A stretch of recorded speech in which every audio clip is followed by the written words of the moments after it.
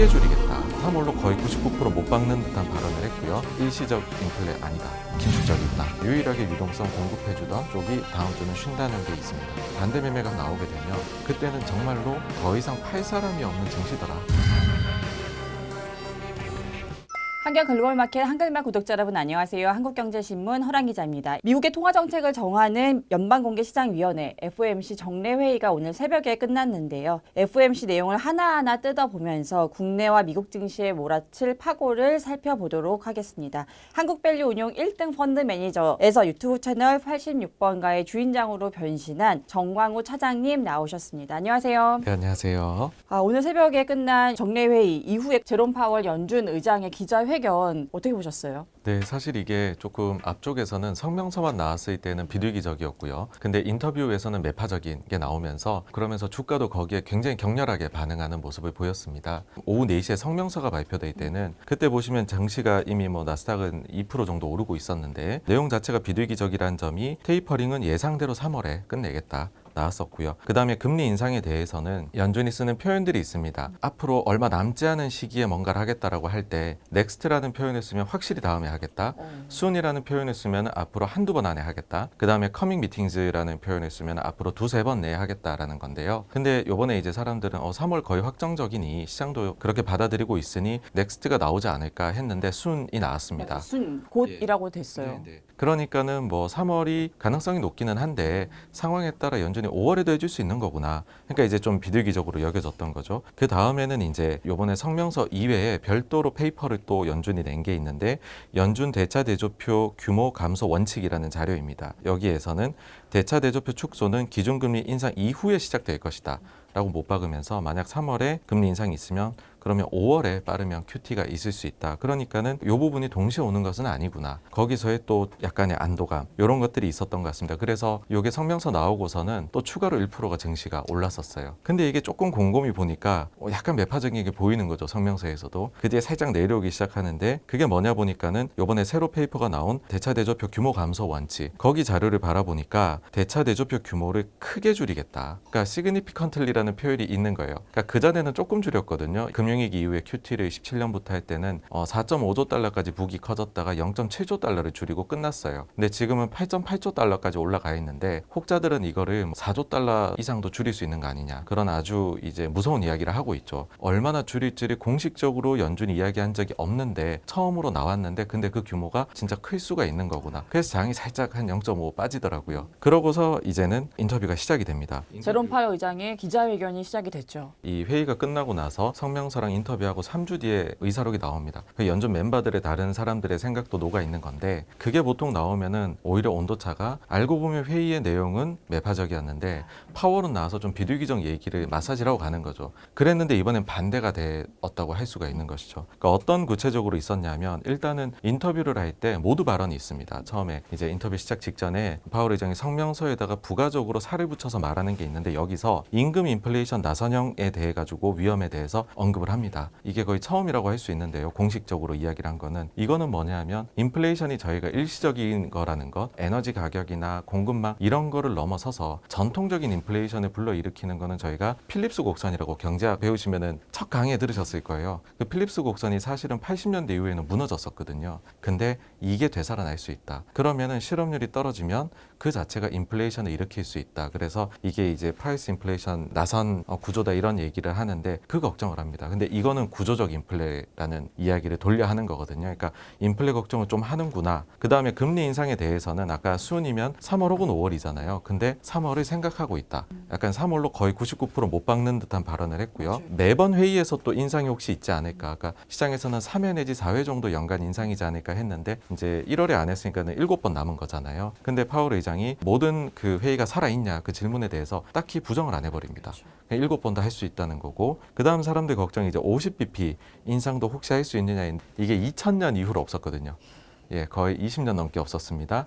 그러니까 내릴 때는 50bp 팍팍 내릴 수 있지만 올릴 때는 그렇게 안 합니다. 거기에 대해서도 부정을 안 합니다. 완전 부정을. 그다음에 QT에 대해 가지고서는 최소한 이제 5월 회의까지는 논의 후에 결정을 내리겠다라고 했는데 이게 한 2주 정도 전에 파월 의장이 재선임을 위해 가지고서 상원에 출석을 했었을 때 청문회에 그때 QT에 대해 가지고서 아마도 perhaps later this year라고 표현을 했었거든요. 그래서 이거 7월 이후로 밀렸구나 생각을 했는데 근데 이게 5월에도 가능해진다라고 하면 조금 이거는 매파적인 부분이 있다는 거고 이게 아까 전에 대차 대조표 줄일 때 상당히 라는 것과 맞물려서 QT가 생각보다 클 수가 있겠구나. 그러고 나서는 이제 거의 보합까지 빠져요. 근데 여기서 이제 더 뒤에 가서 인플레이션에 대한 우려를 한 번 더 하는 게 있는데 저는 이것도 좀 안 좋았다고 생각을 합니다. 이거는 뭐냐 하면은 인플레에 관련된 질문을 받고서 파월 의장이 인플레이션의 상황이 지난 12월 FOMC 회의 때보다 약간 더 나빠진 것 같다라고 하면서 개인적으로는 인플레이션 전망을 좀 더 올리고 싶은 마음이다. 라고 이야기를 했습니다. 그러니까는 이게 긴축적이구나 라는 거를 느꼈던 것이죠. 파월 의장 선에서는 성명서에 담지 못한 매파적인 회의 내용을 최대한 기자회견을 통해서 보여준 거네요. 네, 그렇습니다. 그래서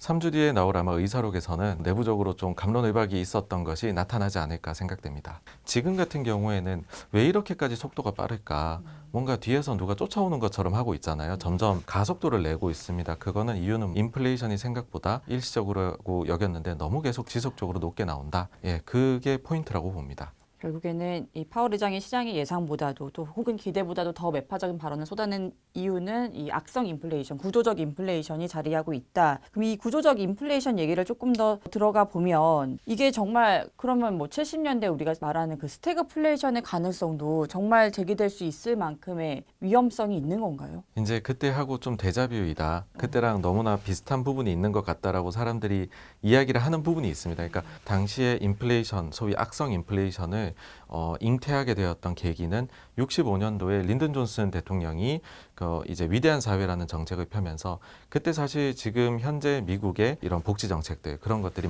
기틀이 마련이 됩니다. 근데 그러면은 복지 이제 비용이 재정이 크게 증가하지 않겠습니까? 여기에 이제 베트남 전쟁까지 겹치면서 재정이 좀 크게 나타납니다. 그러면서 전쟁 이후 2차 대전 이후 65년까지 인플레가 없었거든요, 미국에. 당시에 생각도 안 했습니다. 근데 이게 이제 나타나기 시작을 했었고 결정적으로는 70년 초에 중동에서 오일 쇼크가 나타나면서 그때부터 걷잡을 수 없는 인플레이션, 두 자릿대 인플레이션이 나타나기 시작을 합니다. 그러니까 사실 이때만 해도 미국의 정부, 그 다음에 연준에서도 아니 이런 일이 설마 할까 하다가 지지직 끌려갔던 면이 있거든요. 근데 지금은 이제 어떤 식으로 보느냐 하면은 지금 이제 뭐 BBB 법안도 그렇고 강력한 인프라 법안을 펼치겠다고 하는 것 자체가 너무나도 이게 린든 존슨의 재림이다.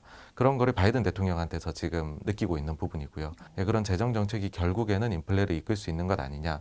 여기에다가 그때 당시에는 이제 오일 쇼크라는 사실 겪어보지 못했던 사건이 있었다면 이번에는 공급망 교란이라는 겪어보지 못했던 여기에다가 인력이 부족해지는 뭐 조기 은퇴자가 굉장히 증가하고 이런 걸 예상을 못한 거거든요. 인플레이션이라는 부분은 사실은 심리가 굉장히 크게 작동하는데 가령 예를 들어서 뭐 인플레가 없을 때는 물건 가격을 마음대로 못 올리지만 옆집이 갑자기 커피 가격 10% 올리면은 김밥집도 10% 올리고 싶은 거거든요. 그래서 그런 심리를 자극을 지금 되고 있는데 연준이 예봉을 미리 꺾지를 않으면 그러면 70년대처럼 또 이렇게 질질 끌려가 버리는 것 아니냐. 그 우려가 지금은 나타나고 있다고 말씀드릴 수 있습니다. 하지만 70년대에는 이 오일 쇼크라는 굵직한 이 배경이 있었던 건데 지금은 물론 브렌트유가 $90를 찍긴 했지만 그래도 많은 전문가들이 유가는 곧 잡힐 거다 이렇게 의견을 내놓고 계시거든요.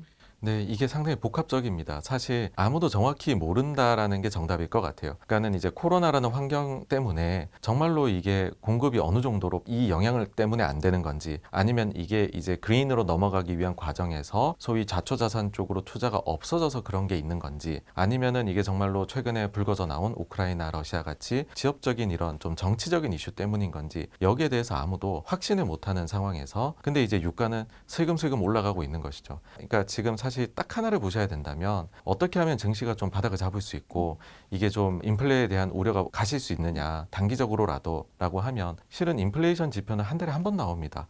그거 한 달에 한 번 기다리는 동안에 계속 약세일 수는 없거든요. 그렇죠. 그러면 그 사이에 사람들이 보는 거는 유가란 말이죠. 그러니까 이게 사실은 좀 빠져줘야 가장 궁극적인 걱정 인플레 그게 조금 완화될 수 있다.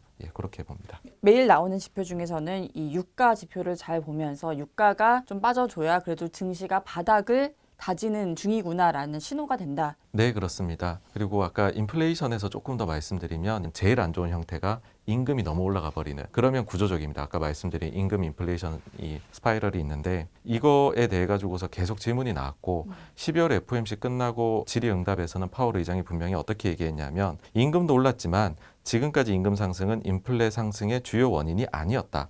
그러니까 임금은 별게 아니었다 아직까지는 이었는데 오늘 이제 한 얘기에서는 생산성을 초과하는 지속적 실질 임금 상승이 인플레이션의 상승 압력을 가할 수 있는 위험에 주의를 기울이고 있다. 완전히 변했습니다. 아니 어떻게 이렇게 한 달 사이에 완전히 변할 수 있죠?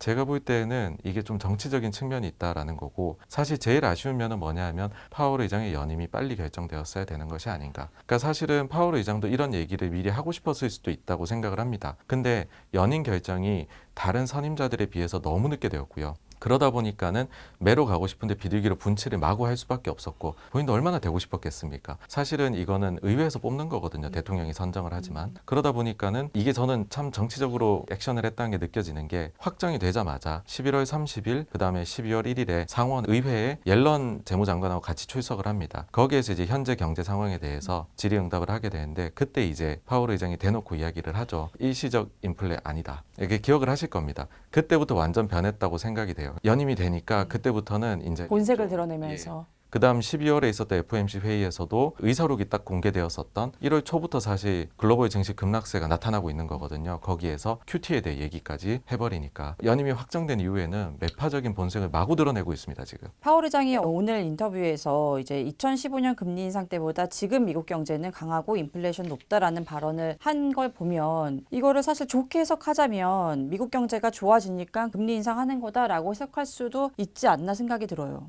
네, 사실 이제 일반적인 상황이라면 장기 금리도 적당한 수준으로 계속 올라가지고 하면 이게 경기에 대한 기대감, 모멘텀이 살아있나 보다 그런 생각을 하는데 지금은 좀 특수한 상황이란 말씀을 드리고 싶습니다. 저희가 1980년대 이후로 인플레를 못 봤었는데 지금은 파월 의장도 인정하듯 글로벌 금융위기 때하고 지금 무엇이 다르냐 했을 때 인플레가 너무 높고 실업률이 너무 낮다라는 것이거든요. 그러니까 경기가 과열되고 있다는 걸 어떻게 보면 애들로 표현한 걸 수도 있습니다. 그래서 이것도 유가하고 지금 마찬가지인데요. 단기금리, 장기금리 할 것 없이 장기금리 쪽에서도 조금은 안정화가 나타나야 증시 안정화가 나타날 수 있다. 어제는 증시가 빠지고 있는데 근데 금리는 치솟지 않습니까? 그래버리면은 증시가 안정화를 좀 되찾기에는 어렵습니다. 그전하고 숫자로 비교를 해드리면요. 지금 저희가 보고 있는 인플레가 7%에 그 다음에 실업률이 막 3.9% 이렇게 보고 있거든요. 근데 글로벌 금융위기 때 테이퍼링 딱 시작할 때가 어땠냐면은 인플레는 1.2%였고 실업률이 7%였습니다. 완전 그러니까, 역전된 상황이에요. 바쁠 수밖에 없는. 적어도 지금의 금리 인상 시기를 2017년, 15년 요때랑 비교는 할 수 있지만 같다라고 생각하는 거는 큰 착각인 거네요. 네, 그리고 조금 더 이거를 확장을 해가지고서요. 아마도 많은 분들께서 금리를 인상하고 있던 시기에 미국 장 보통 좋았는데 왜 저렇게 안 좋은 얘기를 할까 궁금해하시고 그 질문 참 많이 받았었습니다. 근데 여러분들께서 80년대 이후의 자료를 보시면 그게 맞아요. 근데 그 전에 미국이 좀 높았던 인플레를 경험했던 70년대라든지 아니면 그 전에 거, 한 100년짜리를 놓고 보시면은 이거는 사실은 좀 인플레가 높을 때는 고통이 옵니다. 오늘 FOMC 그 기자회견과 성명서 내용을 정말 이 빠른 시간 안에 일목요연하게 정리를 해주셨는데 머릿속에 남는 것은 왜 성명서에서는 비둘기파적으로 하면서 기자회견에서는 매파적인 본색을 드러냈을까? 이게 내부에서의 합의가 안 된 거 비단 그것 때문에 이렇게 했을까? 왜 양다리를 걸쳤냐? 네네. 뭐 아니면 사실 그럴 수도 있습니다. 이게 너무 이제 매파적인 본색을 원색적으로 드러냈었을 때 금융시장이 받게 될 충격을 또 고려를 했을 수도 있다는 생각을 합니다. 그래서 이제 굿캅, 배드캅 같은 전략인 거죠. 한쪽은 살짝 좀 비둘기적으로 하고 한쪽은 조금 매파적으로 해서 주의는 기울이면서도 너무 흉하게 자산시장이 빠지는 거는 피하고 싶다. 그 양다리라는 표현이 딱 맞을. 사실 이제 의사록이 구체적으로 3주 뒤에 나와보면 이 분위기가 좀 더 감지가 될 것 같습니다. 조금 더 금리 인상과 대차 대조표 축소 일정까지 좀 예측을 해볼게요. 이 3월 첫 금리 인상이 가능하다라는 게 어쨌든 파월 의장의 발언 속에서 나왔기 때문에 그러면 이제 올해 안에 이 7번 FOMC 남은 회의 중에 뭐 매번 올라갈 수 있는 거냐, 도대체 얼마나 빨리 올라갈 것이냐, 개인적으로 어떻게 내다보세요? 사실 지금도 뭐 현실적으로는 3회에서 4회 정도이지 않을까. 왜냐하면 QT도 상당히 한다고 하니까 정책적인 믹스를 고려하면 그 정도라고 생각을 하는데, 일단은 이제 우리는 무엇이든 할 수 있어라는 거를 좀 열어놓은 것 같아요. 좀 매파적으로 그런 측면도 있습니다. 어떻게 보면 인플레는 심리이기 때문에 오히려 뭐 빅샷을 쏜다든지 아니면 초기에 긴축의 강도를 빠르게 높여 나가면 인플레가 생각보다 더 빨리 잡히고, 그러면은 연말에 가서는 정말로 뭐 상상이지만은 금리를 더 이상 못 올린다. 아니면은 그럼 좀 빠르게 배팅하시는 분들은 연준이 다시 금리 내리는 거 아니냐, 그렇게도 될 수 있는 부분이라고 봅니다. 그래서 이거는 지금 반응 함수입니다. 연준이 이렇게 행동했었을 때 시장이 어떻게 움직이느냐를, 사실 뭐 저도 지금 그거를 확신해서 말씀드리는 거는 제 능력 바뀌고요.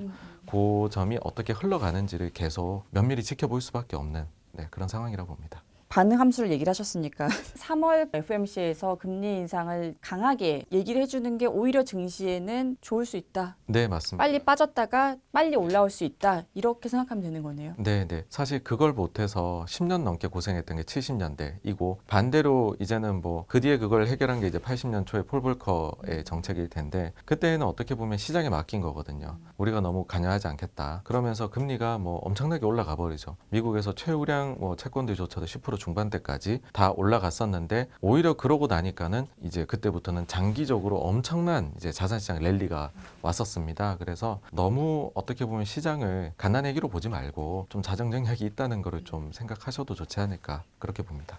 그럼 결국은 주식시장이 이제 어떻게 반응할까가 관건인데요. 3월에 금리 인상이 첫 일어났을 때 주식시장은 어떻게 반응할까요? 솔직히 말씀을 드리면은 3월 회의까지도 지금 시간이 꽤 많이 남았고, 그 사이에 3월 회의에 이제 어느 정도 하느냐, 그보다도 보시면은 연준이 FOMC 회의를 앞두고서는 블랙아웃 기간이라 그래서 연준 위원들이 이제 언론하고 인터뷰를 하지 않는데, 지금부터는 막 할 거거든요. 이제 회의를 했는데 결과가 조금 자기네의 의도와 다르게 나오면 그때부터 열심히 서로 간의 커뮤니케이션에서 누가 이제 좀 언론에 나가서 이런 걸 좀 표출하고 같은 것들을 할 겁니다. 그래서 지금부터 거의 한 2주 정도는 거의 말잔치가 아주 벌어지지 않을까. 그래서 그런 부분들에서 연준의 더 이제 깊은 속내가 나올 것이다 라고 봅니다. 엄청난 변동성이 커지는 그 시간들이 되겠네요. 네네. 이 대차 대조표 축소도 사실 금리 인상 이후에 할 수 있다 이렇게 얘기가 나왔는데, 이렇게 생각보다 빠르게 대차 대조표 축소가 일어났을 때는 시장이 어떻게 좀 반응을 할까요? 사실 안 좋았었습니다. 그러니까 과거 사례가 요거는 있는 거는 2018년도이고요. 그때는 금액이 상당히 작습니다. 사실 QT가 빨리 될 수 있다라는 얘기가 나오자마자 해외에서 레포트가 나온 거는 어게인 2018이라는 거고, 20% 코렉션이 올 수 있다는 레포트가, 이거는 그냥 자동입니다. 바로 나오게 되는 것이죠. 네. 거의 이거는 그 결승전에서 누구 팀 이겼다 했었을 때 바로 기사 쏟아지는 거랑 똑같은 거네요. 사실 이제 많은 분들이 이 FOMC에 주의를 기울이는 거는 이제 시장이 어떻게 반응할까일 거예요. 그래서 오늘 밤의 시장 관전 포인트는 뭐가 될까요? 사실 제가 지난번에 이제 출연을 했었을 때 역금융으로 들어갈 것 같다, 11월부터. 그 다음에 그러고 나면은 22년도 초에는 역실적 장세로도 갈 것 같다였고, 지금 사실은 그때 예상했던 시기는 지금이거든요. 역실적이 이제 4분기 실적이 나오는 1월 말에서 2월 막 이럴 때라고 봤는데, 어쨌든 지금 실적 시즌이 진행 중이고, 이럴 때에는 무조건 악재가 나오면 오히려 긴축은 늦출까, 그렇게 생각하시면 안 되고요. 안 좋을 때에는 무조건 무엇이든 잘 나와야 됩니다. 그래야지 조금이라도 매를 덜 맞거든요. 사실 근데 실적 시즌 보시면 좀 의아하실 게, 이제 한국 기업들은 지금 실적이 컨센 대비 대단히 나쁩니다. 뭐 일회성이라고 얘기는 하지만은 하루에 나오는 것들 제가 컨센서스 있는 거하고 대비를 해보면은 컨센서스를 충족하는 기업 자체가 몇 개 없어요. 그런데 미국 같은 경우에는 컨센보다 대체로 잘 나오거든요. 그래서 아니 실적이 이렇게 좋은데 빠지는 게 말이 돼 하실 수가 있는데, 이거는 코로나의 특수성이 있습니다. 코로나 이후에 전개되었던요 6번의 실적 시즌에서 사실 이게 너무 불확실성이 크다 보니까는 사람들이 추정을 할 때 항상 보수적으로 했어요. 그러니까는 실적이 그보다 당연히 잘 나왔고, 그 잘 나온 폭이 어마어마했습니다. 그 전 5개년도 평균하면 5, 6% 정도 컨센보다 잘 나와야 되는데, 그때는 처음 5개 분기는 20% 잘 나왔거든요. 그러니까는 밸류에이션이 과거 평균 대비 20% 프리미엄을 받아도 정당화가 됐어요. 앞으로도 20% 더 잘 나올 거니까. 근데 그게 이제 백신도 많이 맞고 리오프닝도 좀 하고 하면서 좀 내려옵니다. 3분기 때 보시면 이게 10%로 내려왔거든요. 근데 지금 4분기는 실적 시즌이 과거 평균 정도 서프라이즈입니다. 그러면은 여기서도 바로 나오는 얘기가, 그러면 증시가 그동안 받았던 20% 프리미엄을 토해내야 되는 거 아니냐. 그러니까 미국은 원래 조금 보수적으로 얘기를 합니다. 항상 5에서 6% 정도는 실적이 컨센 대비해서 잘 나오는 특징이 있거든요. 그래서 잘 나오는 게 중요하다를 넘어서서요, 지금은 그 폭이 상당히 좋아야 됩니다. 그래야지 조금이라도 지지선을 예. 확보할 수 있다. 네, 그리고 연준도 정책을 잘 펼쳐야 된다. 그래야지 이거를 좀 할 수 있다. 네, 방어를 그렇게 생각합니다. 연준이 정책을 잘 펼쳐야 한다라는 거는 구체적으로 무슨 얘기인가요? 이제 인플레를 심리를 잡아야 된다라는 부분이고요. 긴축을 할 거면은 재빨리 강하게 좀 치고 나가자 이 말이신 건가요? 네, 그렇습니다. 그러니까 그게 정책을 딱 펴가지고 할 수도 있을 것이고 아니면은 뭐 연준이 차용한 것 중에 포워드 가이던스가 사실은 말로 하겠다는 거거든요. 그래서 언변을 통해 가지고서도 좀 할 수 있는 영역도 있다라고 생각을 합니다. 매파적인 발언들이 좀 나와주면 거기에 시장은 또 반응을 하면서 어느 정도 지지선을 확보해 나가는 과정이 있을 수 있겠네요. 그렇게 해서 이 S&P 500의 지지선을 어느 정도로 좀 내다보세요? 예전에 금융위기도 겪었었고 코로나나 뭐 미국 신용등급 강등 다 겪으면 느낀 거는 이거는 그냥 지켜보는 뿐이지 함부로 이 예단할 수 있는 부분이 아니다. 그러니까 항상 생각보다 더 오르고 더 빠지는 게 증시더라고요. 그래서 이게 바닥을 잡고 나서 보면 기관 투자자라면은 내려가고 있을 때 자금을 투여해야 됩니다. 금액이 워낙 크기 때문에 완전히 바닥을 잡을 수는 없습니다. 근데 개인 투자자분들이시라면은 사실 이거는 뭐 격언 중에 뭐 떨어지는 칼날 이런 말이 있지 않습니까? 그거를 굳이 내가 완벽한 바닥을 만들 필요는 없거든요. 조금 더 돌다리를 두들겨 보고서 하셔도 된다라고 생각합니다. 마음속의 지지선 좀 얘기 좀 해주세요. 사실 코스피가 20% 이상 지금 고점대에 빠졌거든요. 그러면 느끼기에 이거는 굉장한 그러니까 조정이 아니죠. 폭락이죠, 완전히. 국내는 사실 뭐 좀 변동성이 있다 보니까는 그런데 이제 미국 데이터를 기준으로 해서 보면은 S&P 500을 제가 그래서 한번 봐봤었어요. 이제 30% 이상 정말로 폭락이 나왔을 때 딱 그 30% 폭락 지점에서 투자를 하고 1년을 보유를 했었을 때 수익률이 어떻게 되느냐 해보니까는 평균 수익률이 거의 한 10% 가까이 나오더라고요. 단순히 했을 때. 그러니까는 거기에서도 물론 엄청 빠질 수도 있습니다. 뭐 금융위기 때 보시면은 50% 이상 빠졌었거든요. 어떤 이사님이 그런 말씀하시더라고요. 30% 빠졌을 때 사가지고서 물리는 경우는 잘 못 본 것 같다. 라는 말씀하신 거는 정확히 기억을 해요. 근데 사실 이런 말씀이 도움이 안 될 게 아니 그러면 여기서 더 빠져가지고서 뭐 하라는 그런 이야기냐라고 하시는 분들도 분명히 계실 거라 생각합니다. 지금 솔직히 이만큼 증시 빠지면은 얼마나 아픕니까? 이거 어떻게 마련한 자금인데요. 그래서 이제 그런 분들한테 그럼 지금 그러면 팔고 그 10%를 피했다가 해야 되느냐? 사실 그거는 모르죠. 제가 맞출 수 있는 영역이 절대 아닙니다. 저는 그 정도 능력이 없습니다. 근데 만약에 현금이 있고 내가 이거를 정말로 주식을 너무 사고 싶은데 라는 생각이 드시는 분들께는 스트라이크 존을 최대한 좁혀서 정말 사고 싶은 게 있으면 사시고 아니라면은 아까 말씀드린 그 정도 전체 지수 레벨이 떨어졌을 때에는 그렇다고 또 빚을 내시면 안 됩니다. 왜냐하면 빚을 냈다가 이게 50% 빠지면 마진콜 나오거든요. 네. 빚은 절대 내지 마시고 그때 하시면은 이거는 뭐 수익이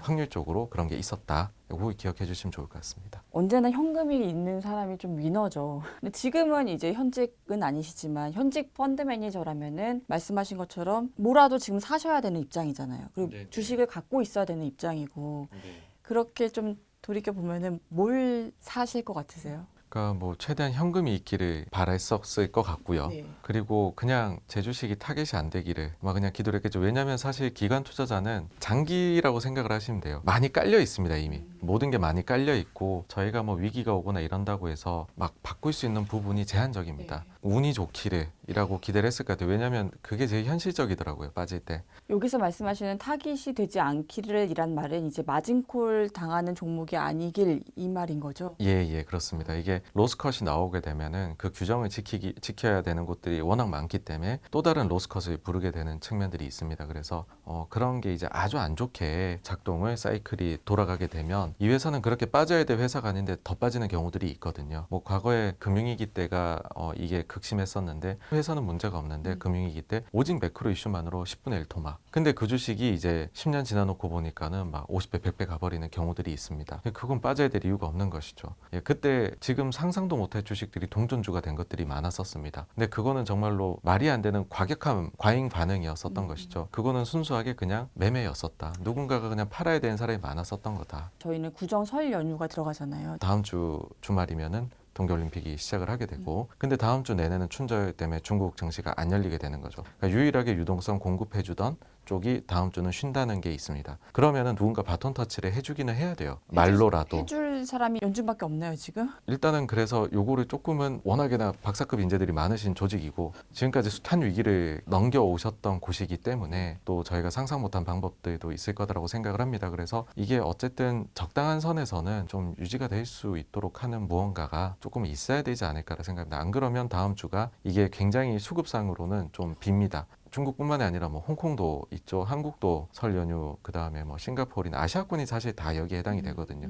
그럼 서구권이 유동성이나 이런 부분들이 매매할 때 메말라 버릴 수 있는 측면이 존재합니다. 저희 약간 이 설 연휴를 보내긴 하지만 돌아왔을 때 되게 조마조마한 마음으로 주식시장을 시작을 해야 될 것 같은 무거움이 벌써 있네요, 지금. 지금 많은 분들께서 시청을 해주시고 계시는데 질문이 올라온 게 있는지 한번 보겠습니다. 김영철님께서 질문 주셨는데 이제 LG 에너지 솔루션 상장을 해서 이제 기관들도 이제 매수를 할 때 이 금액들이 좀 상당할 거 아니에요. 이게 지수에는 좀 반영이 될까? 솔직히 말씀드리면 우리 증시 왜 이렇게 빠졌냐에 절반 이상은 LG 에너지 솔루션 상장이라고 생각을 합니다. 국내 기관 투자자들 입장에서는 이게 지금 시총이 2위가 될지 3위가 될지 모르는 대형주란 말이죠. 기관 투자자의 습성 중에 하나는 수익률이 좋아야 되는 것도 있지만은 상대적으로도 좋아야 되는 게 있거든요. 근데 이렇게 큰 회사가 들어왔었을 때에는 사실은 이거는 기계적으로 채우는 수밖에 없습니다. 오늘 연기금 왜 많이 샀겠습니까? 기계적으로 채우는 거거든요. 근데 이거를 채우기 위해서는 다른 걸 팔아야 되거든요. 근데 문제는 오늘 LG 에너지 솔루션이 어쨌든 상장할 때는 공모가 대비해서 훨씬 높은 가격이잖아요, 지금. 근데 첫날은 IPO 주식은 코스피 지수에 반영이 안 됩니다. 둘째 날부터 됩니다. 그러니까는 이거는 어쨌든 공모가 대비해서는 오르고 했는데 그런 게 하등의 코스피에는 지금 영향이 없었고 플러스 영향은 없었고 오직 이걸 사기 위해서 판 것들 그 마이너스 효과만 오늘 나온 것이고요. 근데 어쨌든 이 여진이 조금 더 이어집니다. 그 5영업일째가 되는 2월 7일 날에 FTSE 특례 편입이 있을 예정이고요. 그 다음에 7영업이 지나서부터는 삼성의 코덱스에서는 아마 정관을 바꿔가지고서 2차 전지 ETF 1조 넘는 펀드에서 특례 편입이 있을 걸로 예상이 되고 그 다음에 이제 10영업이 지나서 2월 14일에는 MSCI 특례 편입이 있을 수 있고 그러고 나서 3월 다음 달 둘째 주 목요일에는 이제 코스피 200의 특례 편입까지 가게 되겠죠. 그러면은 지금 이 그 수급의 클라이막스가 아마 2월 7일에서 14일 사이 요때가 좀 클라이막스가 되지 않을까. 그러니까는 LG 엔솔에 따른 영향의 클라이막스는 이제 그러니까 여지는 그때까지 있을 수 있다라는 거를 좀 생각을 해두셔야 될 것 같습니다.